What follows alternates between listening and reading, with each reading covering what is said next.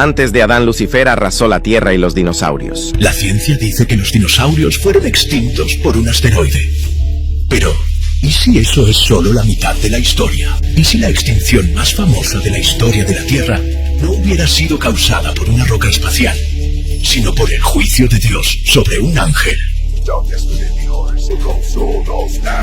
La Biblia describe una guerra en el cielo. Describe un ser glorioso siendo expulsado y lanzado sobre la tierra. Describe el planeta llegando a un estado de caos absoluto, sin forma, vacío, cubierto de tinieblas.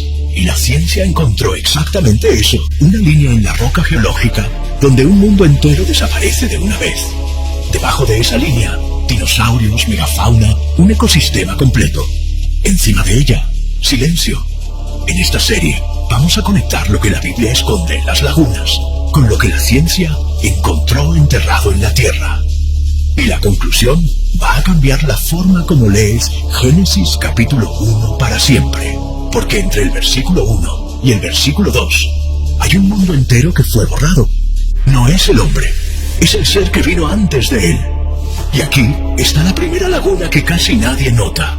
La mayoría de las personas piensan que la historia comienza en Génesis capítulo 1, pero la Biblia da pistas de que mucho antes de eso, antes de Adán, antes del jardín, antes de los 6 días de restauración, había otro mundo, habitado, vivo y gobernado por ese ser. En el libro de Ezequiel, capítulo 28, versículos 12 al 14, Dios mismo lo describe. Tú eras el sello de la perfección, lleno de sabiduría y completo en hermosura. Estabas en el Edén, jardín de Dios. De toda piedra preciosa era tu vestido. Tú eras el querubín ungido, protector. Yo te puse en el sagrado monte de Dios. Para aquí un segundo. Edén.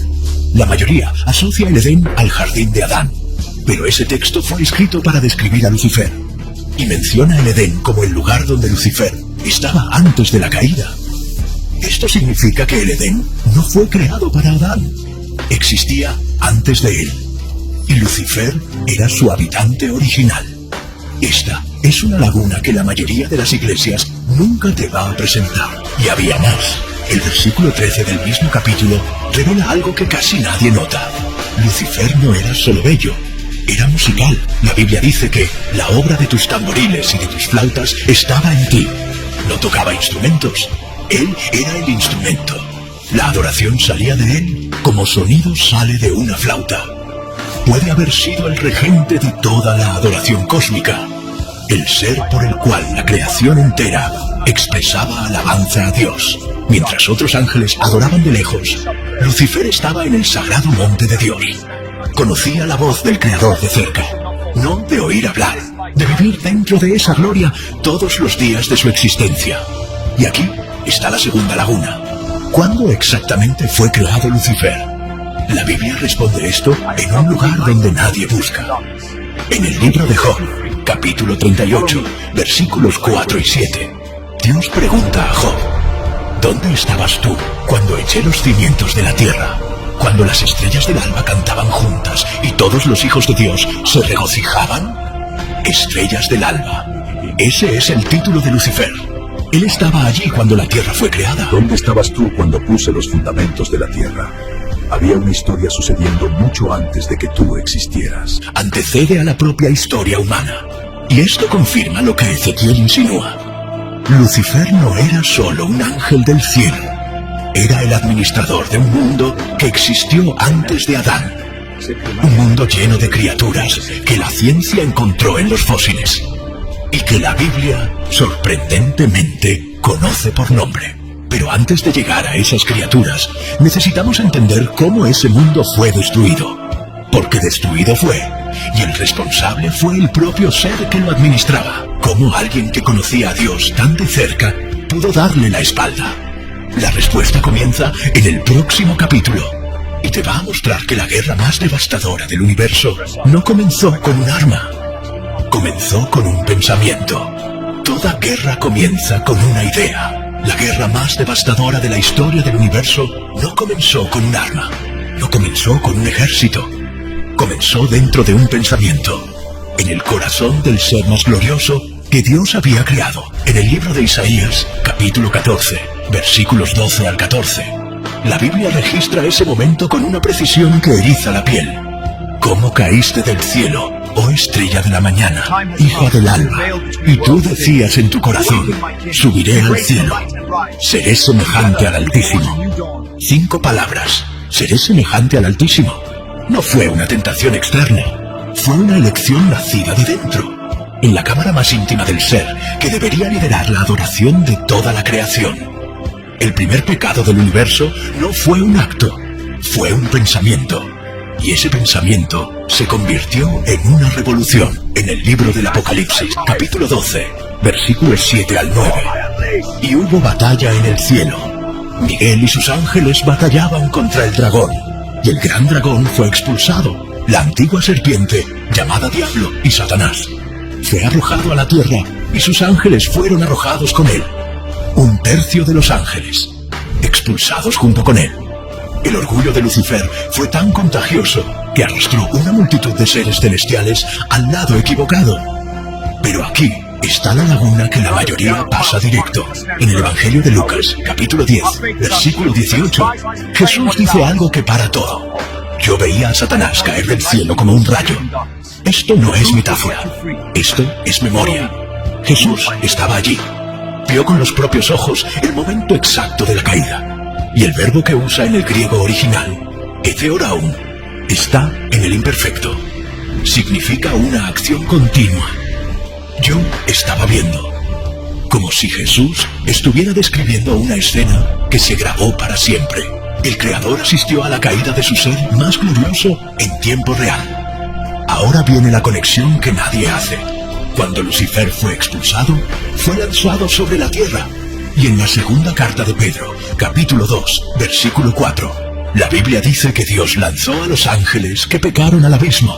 En la carta de Judas, versículo 6, habla de los ángeles que abandonaron su propia morada. Morada.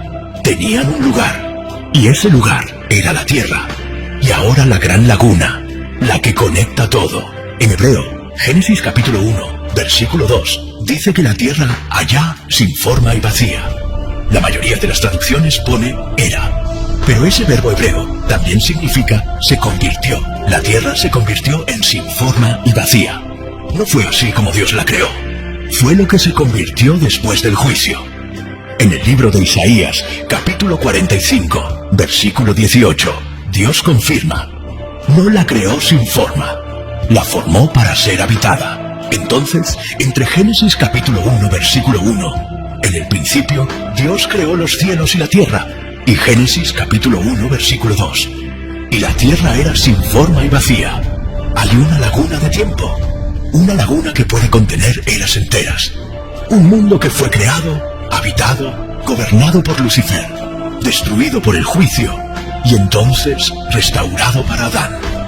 En el próximo capítulo, vamos a ver qué vivía en ese mundo antes del caos.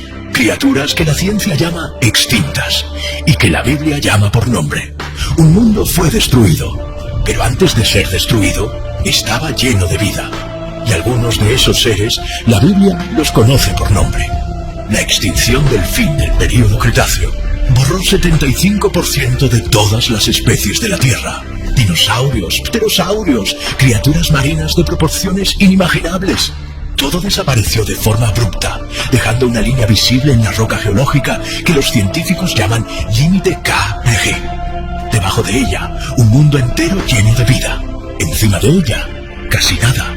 La explicación oficial es un asteroide, pero hay algo que la ciencia todavía no responde completamente. La velocidad, la completitud, la totalidad de esa extinción. Un impacto solo no explica todo. ¿Y si el asteroide fuera solo el instrumento de un juicio mucho mayor? Porque mientras la ciencia excava el pasado, la Biblia ya describía esas criaturas hace milenios. En el libro de Job, capítulo 40, versículos 15 al 18, Dios mismo desafía a Job con estas palabras: mira al Behemoth que hice contigo, come hierba como buey, mueve su cola como un cedro, sus huesos son como tubos de bronce, sus miembros son como barras de hierro. Aquí está la laguna que los traductores intentaron esconder. Durante siglos, la Iglesia intentó identificar al Behemoth como hipopótamo o elefante. pero ninguno de esos animales tiene cola como un cedro. Un cedro adulto tiene tronco grueso, robusto, majestuoso. Esa descripción apunta a un animal con cola larga y poderosa, exactamente como un saurópodo, un dinosaurio herbívoro de cuello y cola largos. Y la Biblia llama al Behemoth la primera de las obras de Dios, una criatura primordial, anterior al hombre. Dios no estaba describiendo un hipopótamo a Job, estaba mostrando un vestigio del mundo que existió antes, y no para allí. En el capítulo 41 del mismo libro, Dios describe al Leviatán, criatura de las aguas que ningún guerrero consigue domar, cuya piel no puede ser perforada por lanza ni por espada, y de cuya boca salen antorchas de fuego. Siglos antes de Cristo, el texto de Job describía lo que hoy sonaría como un reptil marino prehistórico. Esto también puede explicar por qué prácticamente todas las civilizaciones de la Tierra tienen mitos de dragones, de los chinos a los nórdicos, de los griegos a los mayas. No es coincidencia, es memoria colectiva de criaturas que existieron. Pero aquí está la laguna que va más profundo. La Tierra antes del juicio tenía condiciones radicalmente diferentes. Investigaciones paleoclimáticas muestran que la atmósfera antigua tenía concentración de oxígeno mucho mayor que hoy, lo que explicaría el tamaño descomunal de esas criaturas. Insectos del tamaño de pájaros, reptiles del tamaño de edificios. Un mundo donde el gigantismo era el patrón, no la excepción. Y esa información conecta con algo que la Biblia trae en Génesis, capítulo 6, versículo 4. Los Nefilim, seres gigantes que existieron en el mundo de Adán, hijos de ángeles que se unieron a mujeres. El texto dice, había gigantes en la tierra en aquellos días, y también después. Un patrón que se repite, como si algo de la creación anterior intentara reinstalarse en el mundo nuevo. Los ángeles caídos que fueron expulsados junto con Lucifer no aceptaron que un ser hecho de polvo recibiera el dominio que ellos perdieron. Los Nefilim pueden haber sido el intento de reproducir en el mundo de Adán el patrón de grandeza que existía antes, una corrupción deliberada del nuevo administrador antes de que se estableciera. La guerra que comenzó en el cielo había descendido a la tierra, pero antes de llegar al jardín necesitamos responder la pregunta que nadie hace y que cambia absolutamente todo. Aquí está la pregunta que nadie hace. ¿Por qué el pecado de un ángel destruyó la creación física entera? Las criaturas que vivían en aquel mundo no escogieron nada. El Behemoth no se rebeló. El Leviatán no declaró guerra a Dios. Y aún así, todo desapareció. ¿Por qué? La respuesta está en un principio que recorre la Biblia entera y que la mayoría nunca conectó. El pecado contamina el dominio donde es cometido. El territorio carga la marca de su administrador. Cuando Adán pecó en el jardín, Dios no castigó solo a Adán. En Génesis, capítulo 3, versículo 17, dijo, maldita es la tierra por tu causa. La tierra, el territorio entero, el dominio fue contaminado por el pecado del administrador. Entonces, si el pecado de Adán maldijo la tierra del mundo post-adámico, ¿qué hizo el pecado de Lucifer con el dominio que gobernaba? Lo mismo, en escala cósmica. En el libro de Romanos, capítulo 8, versículo 22, Pablo confirma que ese patrón todavía está activo. Toda la creación gime y está en dolores de parto hasta ahora. La creación actual todavía carga el peso de la caída de Adán. Imagina el peso que la creación anterior cargó con Lucifer como su señor. Ahora imagina cómo se vio ese juicio físicamente. En el libro de Ezequiel, capítulo 28, versículos 17 y 18. Te lancé por tierra, por eso hice salir fuego de en medio de ti, que te consumió, y te reduje a cenizas sobre la tierra. Fuego saliendo de dentro, reducido a cenizas, sobre la tierra. Y aquí está la laguna que la ciencia y la Biblia comparten sin saber. En el libro de Jeremías, capítulo 4, versículos 23 al 26, el profeta tiene una visión y describe lo que ve con estas palabras. Miré a la tierra, y he aquí que estaba sin forma y vacía, a los cielos, y no había en ellos su luz. Miré, y he aquí que el campo fértil era un desierto, y todas sus ciudades estaban arrasadas, por causa del furor del Señor, por causa de su ira ardiente, sin forma y vacía. Las mismas palabras de Génesis capítulo 1 versículo 2. En hebreo, tohu vabohu. Pero aquí en Jeremías, el contexto es explícito. Esto es el resultado de un juicio divino. No es una condición original, es una consecuencia. Esto confirma que el caos de Génesis capítulo 1 versículo 2 no fue el punto de partida de la creación. Fue el punto de llegada de un juicio. Y entonces el silencio. Y la tierra era sin forma y vacía, y había tinieblas sobre la faz del abismo. No es oscuridad común. Es el tipo de oscuridad que resulta de ausencia de luz solar, de un planeta cubierto por cenizas, de un invierno sin fin. Exactamente lo que los científicos llaman invierno de impacto. El juicio había terminado, el mundo estaba sellado. Pero entonces algo se mueve, y el Espíritu de Dios se movía sobre la faz de las aguas. El verbo hebreo usado aquí es el mismo usado para describir un águila que revolotea sobre sus polluelos. No es pasividad, es atención, es cuidado. Es un Dios que mira a un planeta destruido y no se va, se aproxima. Y lo que haría a continuación sería el acto más audaz de toda la historia de la creación. Génesis capítulo 1. No es la historia de un Dios que crea de cero, es la historia de un Dios que reconstruye. Cada uno de los 6 días es Dios deshaciendo el caos del juicio, capa por capa. Separa las tinieblas de la luz, separa las aguas, hace aparecer la tierra seca, puebla el mar, el aire, la tierra. Es el proceso exacto e inverso de la destrucción.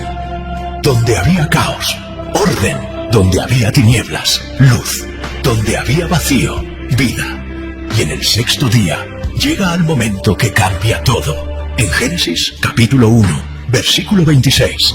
Y dijo Dios, hagamos al hombre a nuestra imagen, conforme a nuestra semejanza, y domine sobre los peces del mar, y sobre las aves de los cielos, y sobre el ganado, y sobre toda la tierra. Para en esa palabra, domine. Dios está entregando al hombre el dominio sobre la tierra restaurada. El mismo dominio que Lucifer corrompió. Y aquí está la laguna que la mayoría no ve. Adán no fue creado para un mundo nuevo. Fue colocado en un mundo restaurado. Un mundo que ya tenía historia, que ya había sido habitado, que ya había sido juzgado. Era el nuevo administrador de un territorio con cicatrices. Y aquí está otra laguna enterrada en el texto. El hagamos del versículo 26 nunca fue explicado completamente. ¿Quién es ese nosotros? La tradición cristiana apunta a la Trinidad, pero hay algo más profundo sucediendo en ese momento. Por primera vez en toda la narrativa de la creación, Dios no simplemente habla algo a la existencia, delibera, consulta, como si la creación del hombre fuera un acto de peso diferente de todo lo que vino antes, porque lo era. Adán no era solo una criatura más, era la respuesta de Dios a la revuelta que borró una era. Y ahí viene el momento más íntimo de toda la Biblia. En Génesis capítulo 2, versículo 7. Y formó el Señor Dios al hombre del polvo de la tierra, y sopló en su nariz aliento de vida, y el hombre fue hecho alma viviente. Dios no habla a Adán a la existencia como hizo con la luz, con los peces, con las estrellas. Se inclina, forma con las manos, sopla, coloca dentro de un puñado de polvo algo que no existía en ninguna criatura antes. El mismo, el aliento de vida, la marca personal del Creador. Ningún dinosaurio recibió ese soplo, ningún behemoth, ningún leviatán, ningún nefilim. Pero Satanás también sabía lo que Adán representaba. Adán había recibido lo que Lucifer perdió: el dominio, el territorio, la posición. Y en Génesis capítulo 3 va al jardín, y el cebo que usa no es nuevo. Es la misma mentira que lo destruyó. Seréis como Dios, las mismas palabras que dijo en su propio corazón allá en el cielo. Seré semejante al Altísimo. No inventó una nueva estrategia. Usó el veneno que lo mató para matar al hombre, y funcionó. Adán cayó. El dominio fue comprometido por segunda vez, pero Dios ya tenía el próximo movimiento, y ese movimiento había sido planeado antes incluso de que Adán existiera. En la primera carta de Pedro, capítulo 1, versículo 20, la Biblia revela: Cristo fue predestinado antes de la fundación del mundo, antes de Adán, antes del jardín, antes del juicio, antes de la guerra en el cielo, el último Adán, como Pablo llama a Jesús en la primera carta a los Corintios, capítulo 15, versículo 45, no vendría como ángel glorioso, vendría como hombre, viviría como hombre, moriría como hombre, para deshacer desde dentro lo que Satanás hizo. La línea entera, Lucifer glorioso, guerra, mundo destruido, tierra restaurada, Adán creado, Adán caído, Cristo, el último Adán, resurrección. Y en el libro del Apocalipsis, capítulo 21, versículo 5, he aquí que hago nuevas todas las cosas. El mismo patrón del inicio al fin, destrucción, juicio, restauración. Y ahora, aquí está lo que todo esto significa para ti. No eres un accidente, eres el ser para quien un mundo entero fue restaurado. El mismo Dios que miró a un planeta destruido, cubierto de tinieblas y silencio, y dijo, hágase la luz. Es el mismo que mira las partes más destruidas de ti, y dice lo mismo. No se fue en la primera destrucción, no se fue en la segunda, y estás aquí, lo que significa que todavía no ha terminado.